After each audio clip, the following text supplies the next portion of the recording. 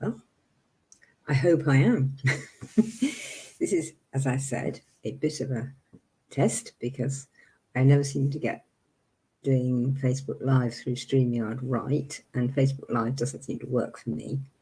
So we're having a go properly tonight because I've got several pictures that I want to share with you, and I need to be on StreamYard to do that because you can't do it on Facebook Live. But it's great to be here again, and hello, happy Monday to this week, and the 17th of May, I think it is, which is good, halfway through May. I love this time of year. Yeah, I think all the way even from Imbolc, but certainly from spring right through to midsummer is just like my favourite time. The days get longer and longer. The light comes earlier and earlier every morning and stays later and later every night. And I really like that. I love the dark too, but I do love the early mornings and the long evenings when I can go for a walk down the lanes right outside my house, or go around the garden even, or just sit in the garden. There's all sorts of things come in, and I just love that time of year. But there's a lot of work being done at the moment, and tonight I'd like to talk with you about the apprenticeship, and because it's getting to a stage where, if you want to apply now, because we want to start you on the pre-course work, certainly by by 1st of September and by mid-August if possible, because there's a lot to do to get you ready. And the sooner you begin, the sooner it all comes into your bones much more. And there's a lot of bits and pieces of learning and things to do in order to join the apprenticeship. What is this apprenticeship that I do? Some of you know, some of you have bits and pieces. And I've written about it on the Dear Trods Tribe website. And I talk about it every now and again as well. Oh, what is it? It's an apprenticeship in being a co-worker with Otherworld. Otherworld is how we call the spirit world, the unseen world, the unseelie court, if you like, working with the fair, working with the spirit world that is not seen normally by everyday people on the bus. It probably is a bit, but not really very much. And they don't really want a load of servants. They want a bunch of co-workers, people who are able to work alongside them, to work with them. And that's quite a job. But you can do it. Anybody can, if they wish to. It isn't a case of being born with a fairy spoon in your mouth or whatever it is. That ability is there in everyone, every human being. But you need to learn to turn it on or turn it off. And most people are in the off switch by nature, by natural. And so you have to learn to turn it on. And to help you do this, there are certain things that you really need to know. So I'll talk about them now. We call ourselves Awenydd, and the plural for lots of us, a group of us, is Awenyddion. And it's spelled Awenyd. I know, doesn't sound in the least like that, but you Awenith. That's as near as we can get in that sort of way, or Awenyddion for the plural, for a whole bunch of us. But to be apprentice, you're going to learn, you're wanting to learn to be Awenydd. And in order to be Awenydd, you need to be really and truly you, and consciously you, and not living somebody else's scripts. Now, most of the time, most of us are trained to live by somebody else's scripts, parents, teachers, employers, friends, everybody. Oh, you can't do that. Oh, we don't do that. Oh, no, that's not nice. Or one of these variations, and I'm sure we've all heard them. And they're about conforming to somebody else's definition, picture, description of normality. And I'm afraid being Awenydd is not being normal in the ordinary sense of the word, although hopefully I don't look too scary and I wouldn't sort of freak you out if you met me in the supermarket. I probably wouldn't anyway. But there are a lot of us about, and we don't look strange. We look like everybody else. This is Blogs from around the corner. But that doesn't mean to say we're living like Mrs. Blogs from around the corner. I'm living in contact with other world all the time. And with the natural world, because they're so intertwined. I was lucky in a way, in that I was brought up like this by parents who had always done it, and their parents and their parents and their parents and their parents, going back up, ad infinitum. Part of what they call the old ones, or we call the old ones in this country.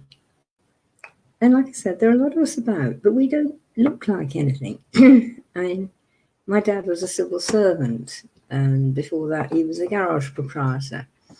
And, he wore his suit, because you wore a suit in those days to go to work. They still do that now. And when he got home, he changed into his old trousers and his old shirt and a jumper and messed about in the garden or went for walks with me and the dog and all this sort of thing. And he just looked pretty ordinary. But all the time, he was talking with other ones. And of course, he was teaching me to do so. And I was very lucky in that way. There were quite a lot of old ones in the village where I grew up. And my aunts and uncles were part of it. And I'd go down to play with Uncle Purse. And, can I help feed the chickens, Uncle Purse? Yes, come along then. Now, you mind that one there? You ask her what she wants, because she's not feeling very well today. And so you would. And it was like normal, natural. So that's what I got. Same with his plants. He was a great gardener, Uncle Purse. And so, well, you better keep an eye on them lettuces. There's 2 or 3 that's not really happy there. I think we need to do something about them. You better find out what it is and come and tell me. And you can see how when you grow up with that's very easy. But not too many people do. Let me just say that growing up that way has some serious defects to add in there. Because as a little child, of course, you open your mouth at school and everyone goes, meh, she's weird, meh. And you think, oh, and you panic. And then you have to hide. And hiding is learning to live someone else's scripts. Learning to live so that the other kids didn't point at you and laugh. So that you got to make friends with others of them. And there were, of course, other children in the village who were brought up the way I was too. So I wasn't completely alone. But it was weird because there were the people you could talk to and the people you couldn't talk to. And that's how it is for all of us when we live and work consciously with other world. And we have to learn not to spill our beans when we're doing a CB for a job, or asking for a loan from the bank, or getting a new car, or all the other normal sorts of things that we do. And that, you go down the village and you meet Mrs. Smith in the shop, and Mrs. Smith is not one of these, so you quite happily talk to her about the weather or whatever it is she wants to talk about. And you don't say, did you see what that hawk was doing? He told me so and so and so and so and so and so. You just don't do that, because poor Mrs. Smith will have hysterics. So this is what I meant by learning to be you and consciously you. You learn to be the you that can talk to everything. Because as a kid, you probably did. Most of us do. But you learn to be it consciously, and you learn to be able to withdraw it so that you don't spill it in somebody's lap. You don't be in their face with it when you don't need to be. But you can understand when you are shape-shifting, as we would call it, to be acceptable with Mrs. Smith or the bank manager or your boss, and shape-shifting back into the real you so you can have a great time in the garden and with your friends. And with other world, of course. Who are your friends?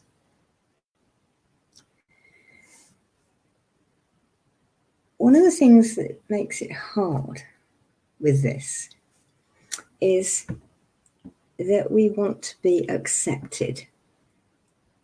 And it's blooming hard not being accepted.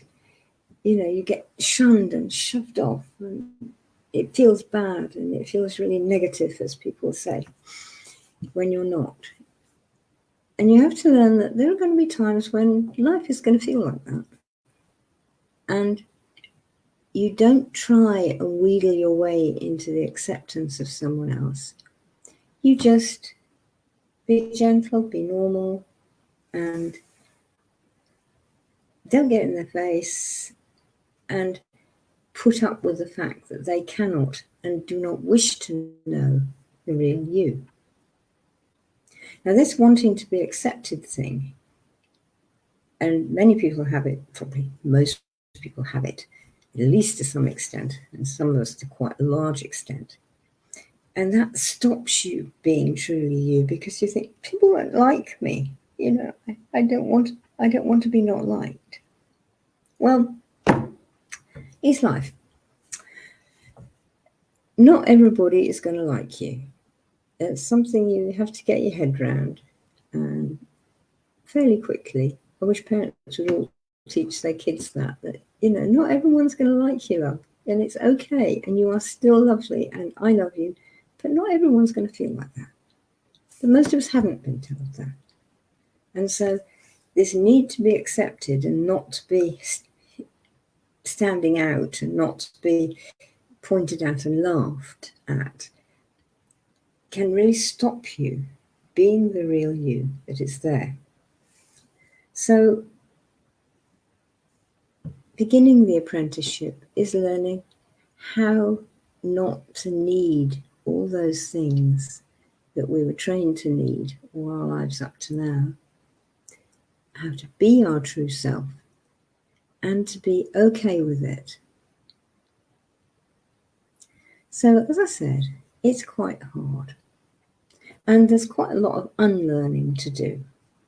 All this stuff about being accepted for a start. And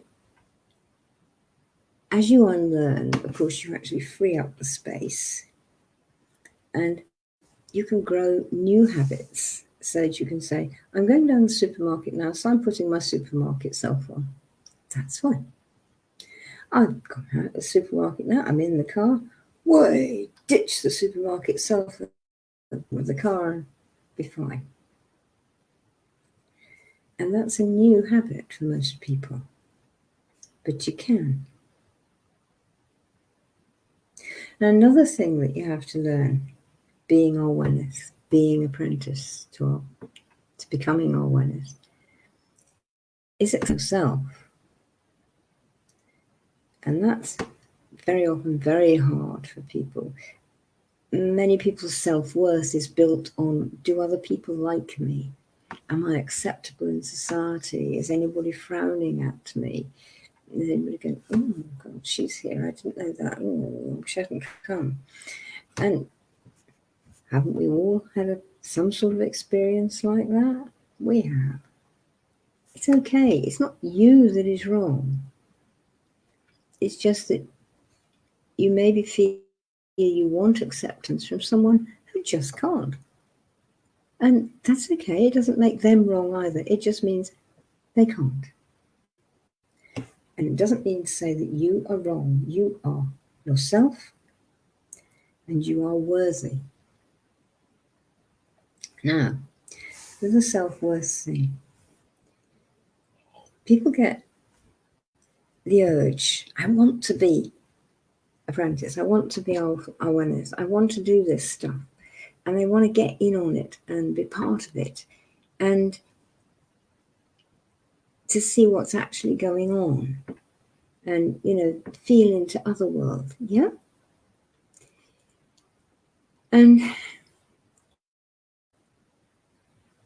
so they need to be themselves with other world. They need to have accepted themselves and know that they are good enough. They're not perfect. Who is? Nobody. But they're good enough, and they want to work, and they want to get to know other world. And other world want that. They like it. Since they see somebody going, I really want to be there, I really want to be doing this. And they go, well, come on then. Come on.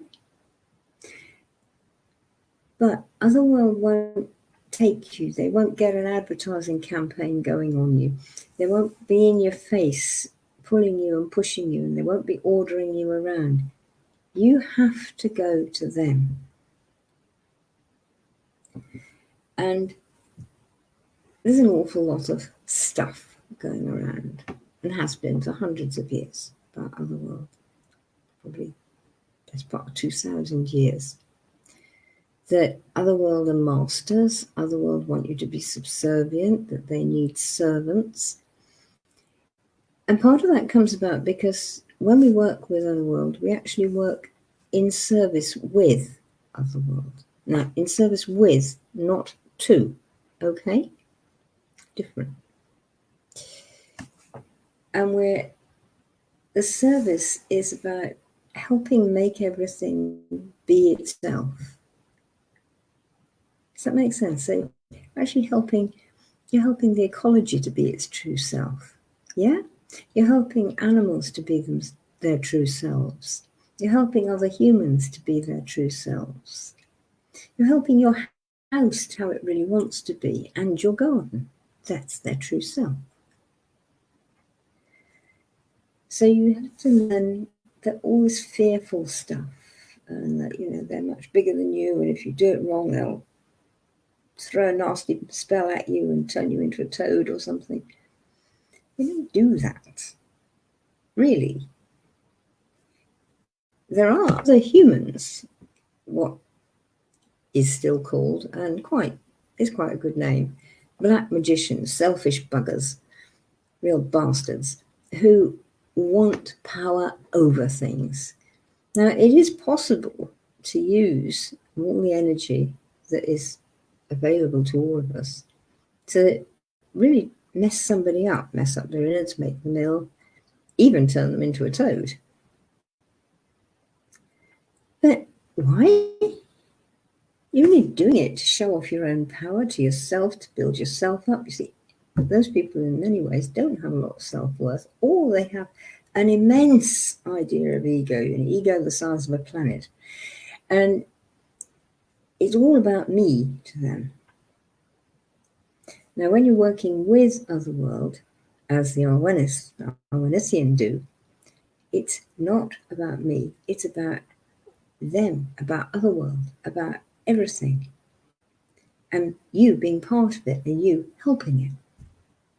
So you're learning to do that. We teach all this on the apprenticeship. There are lots of ways of teaching it, which are very, very open. And other world, of course, is involved as well. It's not just me teaching you. It's me helping you and the human intermediary, and with lots of suggestions and ideas and helpful comments, hopefully. And so on and so forth, and asking you more questions to help draw out what is in you. And it works. It really does. So you learn not to be in fear of them, and that they want to work with you as an equal, and that it's actually okay. And if we can go back there a minute, it's like this. Let's see if we can get this up for you now. it's like this. This is how we work, as a web, as a spider's web, you see? And there's this sort of central mission, this idea that we all are coming together, but we come together from very different angles and all sorts of ways down. There are all sorts of ways through here that I can get to the center, you see? It's not just doing, doing, doing, doing. And it's like the orb spider who actually spins this, the web, but it's spherical. Most spiders' webs are flat, yeah, but the orb spins a sphere. And it's like that because you can see this in the two-dimensional, but just stretch your brain and imagine that as a sphere with all the threads coming and going to it. I sometimes think that one of the best examples of that actually is the dandelion seed head, which is like this in a way. It's all these filaments come together and they all come together to the center. And let's stop sharing this for a minute. And all the filaments are coming together from different directions and to the center. But they're all going out in different directions in every which way as well. Okay? And so being part of that web is like being part of that. And so we are. And so we do. So this is where you're going, in a sense, into learning this. And how do we do this? Well, there's one really big way that we do it. And it's right from the fundamental principles after the very first exercise that we do, is we learn to ask. Now, most people get put off asking questions. People, again, they laugh at you, they look down on you. Don't you know that? And oh, you're always asking questions. And all the sort of put down things that we've all experienced at times. Other world aren't like that. They're really not. And they do want you to ask.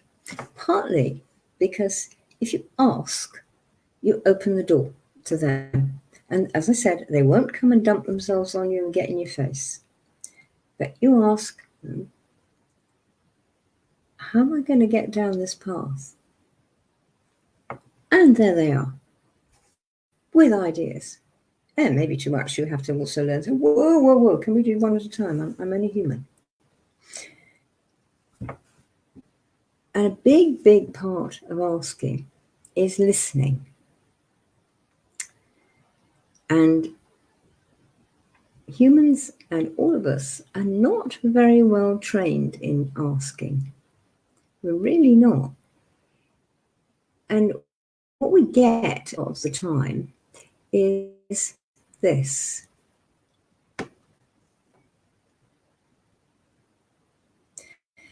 And we ask and we listen for the answer. We don't listen with the intent of understanding. We listen with the intent of what are we going to reply? Well, she's saying all this to me and it's like that. And so how am I going to answer? So you're not thinking about what the person says at all, let alone understanding it. You're thinking about what you're going to do. So you're back on the me thing. Unconsciously, and not meaning that you're a nasty person. It's just the training that's gone into all of us. So with asking, we have to learn to listen, which means we actually just listen and we don't try and interpret what the other person is saying. We just listen to their words. And that not listening listening without interpreting is so important, because then you get what they really say and not what your brain tried to make you think they said because that was convenient and you could understand it. Because they may have said something that you don't understand. And that's fine. Because when somebody does that, the way you work as awareness is to say, I think you said da da da da da. Is that right? And the person goes, yeah. And then you say, well, I don't really understand what that is. Can you explain it some more for me? And again, the self-worth thing, you don't feel a twat for not knowing, for not understanding. And you've learned how to ask and how to listen and how to ask for more information when you didn't get it the first time, which is fine because we don't always get it the first time. And that's a big self-worth thing. It's actually okay to say, didn't get that. What did you mean? Again, the apprenticeship, we have ways of helping you do this. And Otherworld come in on this very much. You'll actually be working with otherworldly beasts, and some of them are actually in this world too. And they actually are shamans, awenydd in their own right. You don't have to be human to be it. Animals and trees are as well. Only maybe a tree.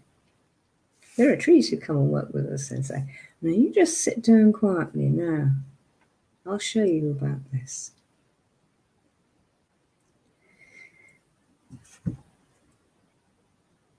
And in order to do this really well, one of the things you learn, and again, exercises, working with otherworld, often outside, a lot of this happens outside, and you're working with nature, because nature is such good teachers.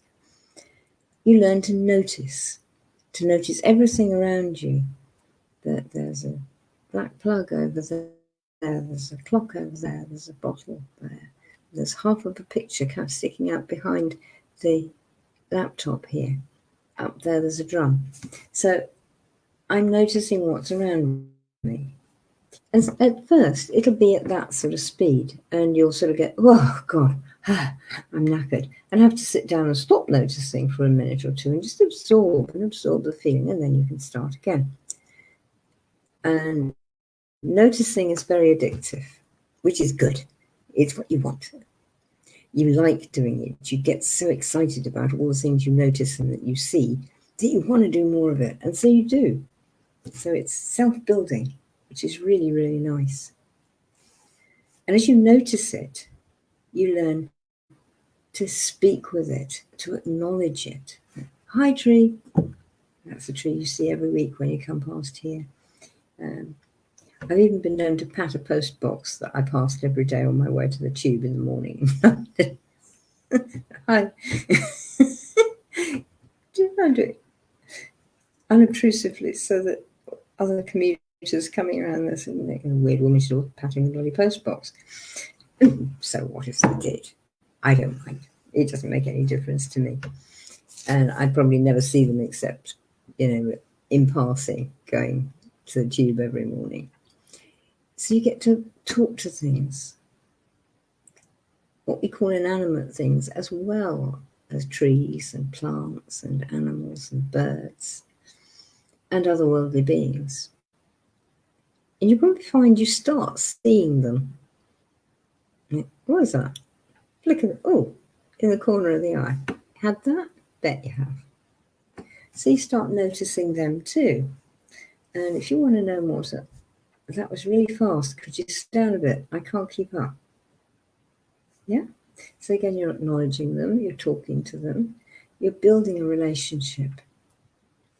And the more you build that relationship with otherworld, with the whole of it, the spirit who was flicking through your eye, the tree, the plant, the robin who sits on that branch every morning, the more you acknowledge it, the more, oh, it's her again. Hi.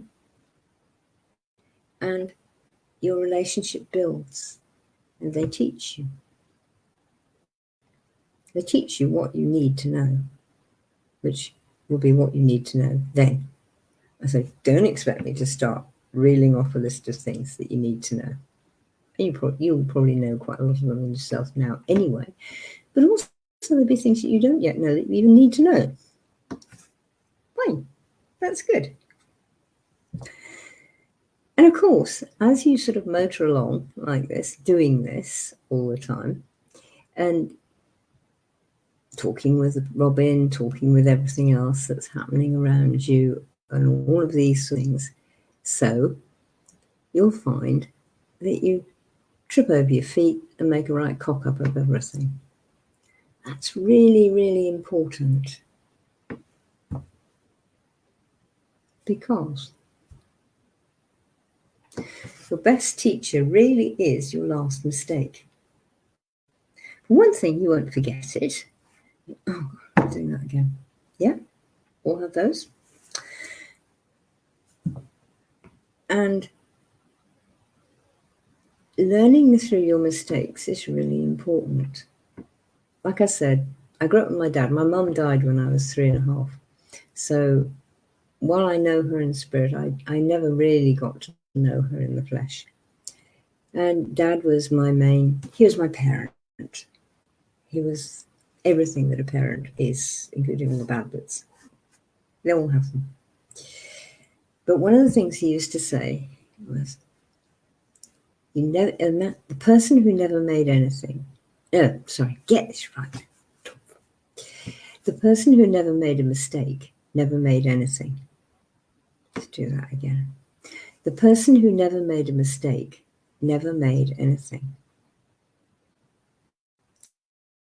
Mistakes. And mistakes are part of how you grow and how you learn. And he made an add-on for that. You really need to learn to make mistakes successfully. Guess what? We teach you how to do that on the apprenticeship. And it's fun. And you are definitely involved with otherworldly, beastly shaman masters who are actually alive in this world too. You won't readily get to meet them because they're actually quite a long way away from wherever you are, most of you anyway. And although it's always possible one or two of you might turn up near there, but it doesn't matter. You don't need to see them physically. But it is interesting and useful because you don't learn that animals and plants and trees are masters in their own right, and they exist incarnate with us as well, and they can teach us, and they will. What you need to do is say, please show me how to do this, please show me what I need to know, and they do. So there are 4 of them on the Making Mistakes Successfully episode of Being an Apprentice, and it's fun. And one of the things you learn is to learn to laugh. When we were making that course, and it was like, how are we going to teach them this? So first one, then another, then another, then another beast came along and said, let us do it. We can do it. And they do. They assist you into making a mistake. That's the best way I can put it.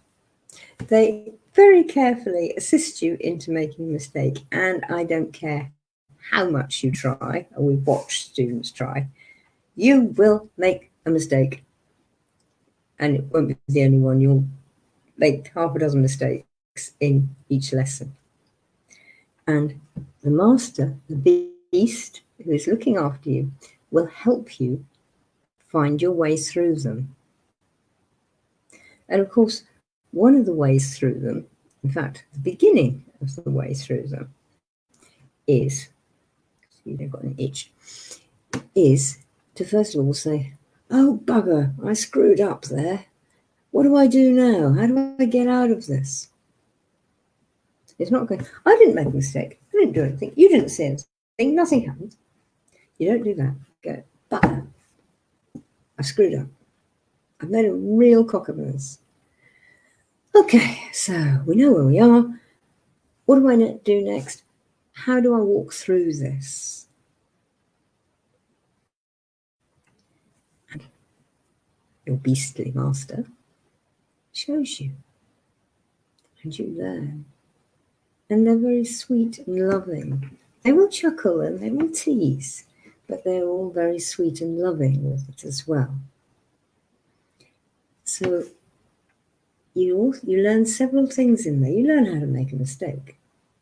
You learn that the sun still shines even after you've made the mistake. That actually the world still exists and you haven't screwed up the whole year. Good lesson, that one. And you learn that there are many otherworldly creatures and your fellow students on the apprenticeship who won't laugh. They'll chuckle when you chuckle. You say, yeah, guess what I did? Yeah, I did. I know you can all see where I'm going. Yeah, I did it, really. And we all laugh. But we're laughing with you, not at you. And it opens your heart when that happens. And your self-worth goes up. You think, I screwed up, but I'm still great. I'm still just as great as I was before. Which may not be brilliant, but it's fine. I quite like it. And all these guys around me like it too, like the otherworldly ones, and just fellow students. And they still like you. Wow, that's big. But it's what happens. So there you are, and you learn to make a mistake, and you're doing quite a good job at making a mistake, and learning that this is something that's going to happen. This is how life is. This is what's going to happen for you. And you're learning to notice everything. And you're learning to listen and to actually stop trying to answer the questions that possibly might have been asked sometime in the future. And just listen to what the person says. And that when you don't understand, you say, didn't really get that. Could you run it past me one more time? Or can you explain this bit a bit more? Because I think I got that bit, but I didn't get this bit. And so you learn how to ask questions by learning to listen. This is all this entanglement, this web of things coming together again. And of course, once you can learn to do it in other worlds, you can also learn to do it quite successfully with ordinary human beings as well. That's a bonus. It's a nice one. And like I said, we have the exercises, the journeys, the ways, the methods. Do this and see what happens is usually what we say. Do this and see what happens. And so you go away and do it. And something that we do ask is, the first time, can you just do it as close to what we said as possible first? And you may have much better ideas and brilliant ideas, and you can test them out later, if they were. But just do what we say, because, well, how long have I been doing this now? Since the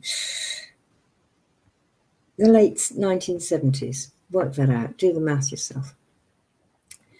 And when you do what we suggest, things happen to show you what you need to know.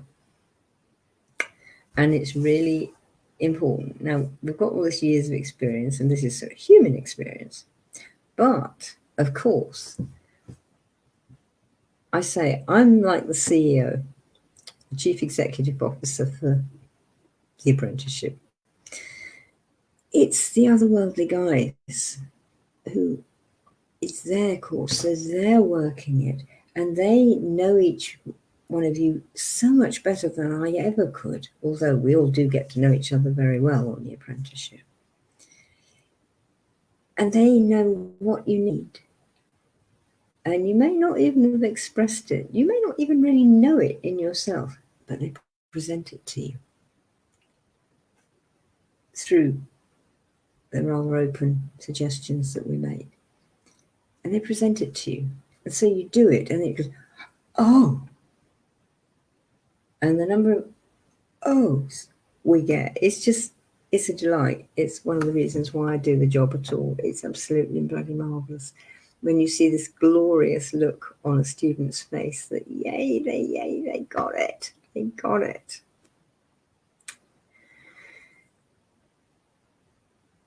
And so we get to learn to meet all sorts of creatures, like our familiar spirits, who may be incarnate along with us, or may not, or maybe both.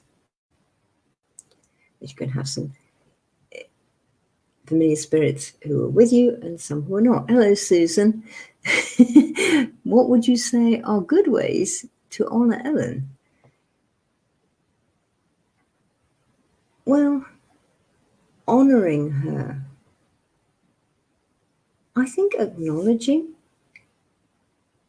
Susan, what's the thing you like best, probably, is when somebody listens to you, listens to what you really say. Yeah? That's what she wants. She wants people who will listen to her, will ask her questions, will get to a stage of saying, I'd really like to help you in whatever you want me to help you with in the work that you need doing. How would you like me to do that? Can you show me? See if I can do it. That is really honouring somebody. You're not thrusting something at them. You're not giving them a gift which they may not want. It's sort of like, haven't you had a Christmas present, Susan, that you didn't like from somebody with the very best of intentions? So, of course you are, and we all are.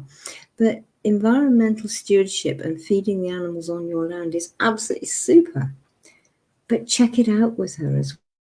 This is what I'm talking about with the apprenticeship, is how do I check it out with her as your next question almost. You learn to ask, you learn to listen, and you learn how to ask when you didn't understand. You learn how to say, Ellen, I'm really sorry, I screwed up, I gave the sheep all the wrong stuff, what do I do now?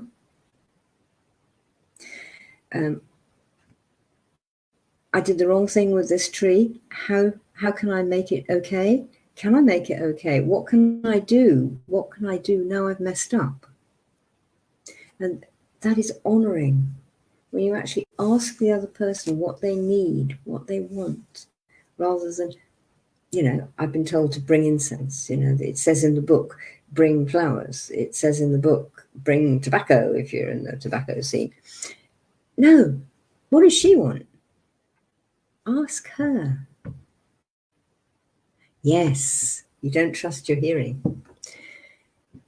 That's what the exercises in the apprenticeship will help you to learn to trust. You'll learn to know when you're hearing Ellen or somebody else or the tree or the sheep or the land. And when it's your own wishful thinking, because this desire, and I know that desire, the desire that you want to help the stewardship of the land, that desire can get in your way. And that's, I think, what you're talking about. Yeah? So there are ways to learn to hear, to know when you're hearing properly. And there are ways to learn to check that. And I can't give you that in 5 minutes now. It's just not possible in any way. You wouldn't be able to get it, because part of learning to do it is going out and doing it. And doing it with Otherworld and discovering that Otherworld really is there, because that's part of the hearing that you don't trust. And that's part of being truly you. And that's part of having the self-worth to, yes, I am hearing this. I'm not loony. I shouldn't be shut up in a straight jacket and all the rest of it. Put on drugs, whatever. No, you shouldn't. Do that and come talk with me. It all starts with a talk. And I put an application form up and you fill that in. And then I ask you more supplementary questions from each of your answers, depending what your answer is. So I haven't got a routine. It's like, oh, Susan said this. Well, I wonder what answer happens then when she does that. Or I wonder if, did she talk to her cat about this or whatever? I really like cats. This cat's with me all the time, blah, blah, blah, blah. I said, well, have you asked your cat about doing the apprenticeship? How about you just do that and then come back and tell them what the cat says? And people should go, but they do it and it works. So it all starts right from that very beginning. And we make discoveries of all sorts of things that are really quite amazing. And one of them is this. Ages and ages ago, I drew this. And I was thinking of the goddess. And I was thinking of a lovely thing that I saw in the Natural History Museum, actually, where they'd built a goddess out of animals and plants and everything like this, modeled ones, not real ones. And that was like, yes, that is who she is. She is everything. So you learn to be in touch with her, and this is my scene. You don't have to see her like that. This is just mine. But she is everything. There are leaves and twigs and acorns and roots for feet and a branch and little creatures messing about inside her. And even her eyes are a flower. And she is everything. And you start to learn that. And it comes by asking, by being, by noticing, by all these things that I was saying. And you meet her, and you realize that she, in all her aspects, and some of them are masculine as well, in all her aspects, she is your teacher. That maybe she comes as Pan, and she's a trickster. And tricksters are the very best teachers in the whole universe. They're also some of the best friends. And they're not going to be nasty to you. They're not trying to score over you like some nasty bully in the playground. They're tricking you just to say, open your mind a bit. No, it doesn't have to be that. It can be this. We'll open up and spread your mind a little bit more. There's a lovely, I used to get all the sort of things like tin and stripe paint from my dad. But one of the best ones is you send somebody off for a long wait. Now, this is a spelling thing and all sorts of things as well, because it can be a long wait, as in, or it can be a long wait, as in long time. Now, long wait in a long time is sort of like, really? But there you are in B&Q or something. You say, I want a long wait. And the guy goes, really? You go, yeah, for my sash windows. Because the old way that sash windows work is there's a short wait and a long wait. So tricksters are teaching you all this sort of crazy stuff inside, which is opening your mind. It's allowing much more in. And so, yeah, you become bigger. You become more so. You become more of everything. And everything becomes a part of you. And you notice it and you accept it. And it's all good stuff. All good stuff in that way. And it gets a bit like, this is, which shall I put up first? Well, this was the old one, which you've probably seen. It's the oak tree with all the branches and the roots all entwined and twisting together. And there actually are 1, 2, 3, 4, 5, 6, 7. And 7. And that's all like significant for, chakras and worlds and blah, blah, blah, blah, blah, and all sorts of stuff. This is very ancient. Found up near, God, I can't remember, vaguely north somewhere, near the Derwent River. because that's what it says on it. And also, there is, let's get this one up for you. Come on, sweetie pie. Talking to my computer again. And you might have seen this. And it is the same thing, but it's the rainbow that contains the world, the universe, however big you want to go.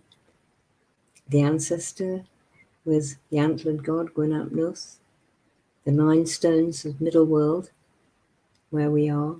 Sun and the moon and the tree branches reaching out into it. It's a variation on the Norse Yggdrasil, if you like. Again, the world tree. Ours is an oak tree. As we know very well from this one, if I can get this one up for you, because this was so brilliant. I'm glad you like it, Susan.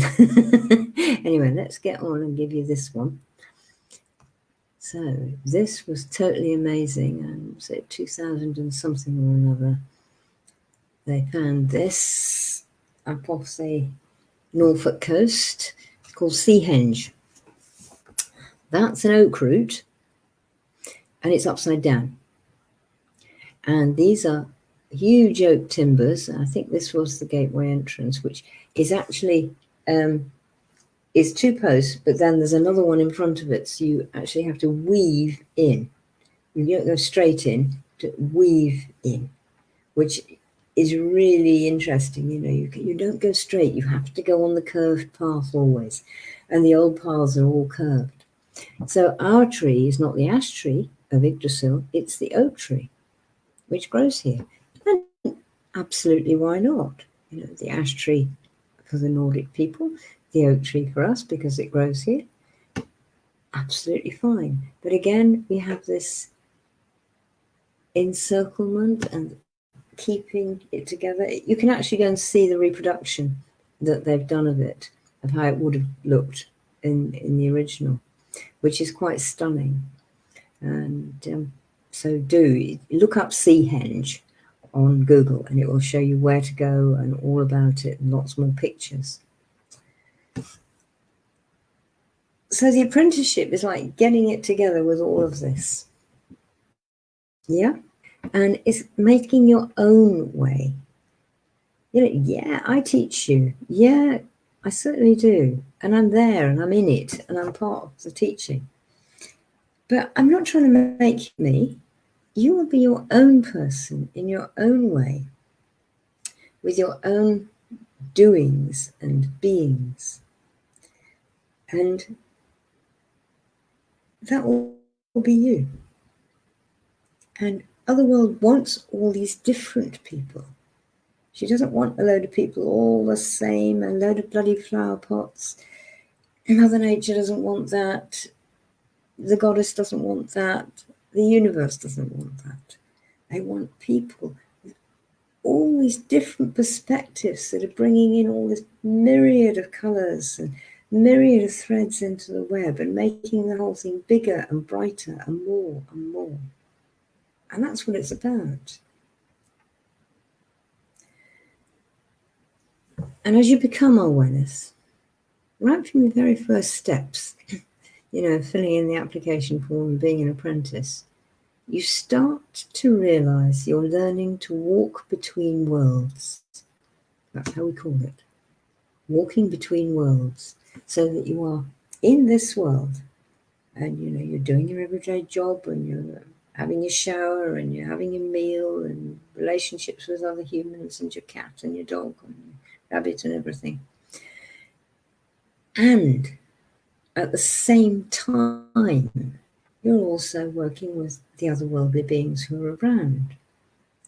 So I love it because you're never alone. You never need to be lonely. There may not be people in this world with you at that particular moment, but there can always be somebody from other world. All you have to do is ask.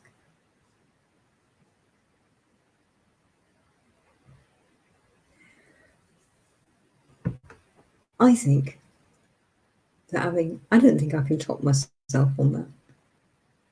All you have to do is ask. And if you want to join the apprenticeship, get on the website, start the asking going, fill in the application form. Let's begin to have a chat. Let's see if I've got what you want, if I am what you need, and if you like me. You might not. Never. But all you need to do is ask. And if asking is difficult, the apprenticeship will show you how to do it. So, there we go. That's me Monday night for tonight, guys. I will see you again next week. Do put up suggestions of what else you'd like me to talk about. There are still places open on the apprenticeship, but people are applying. So, get in there if you want it. It'd be great. And I'll see you all next Monday. Take care. Have a really good week. Bye for now.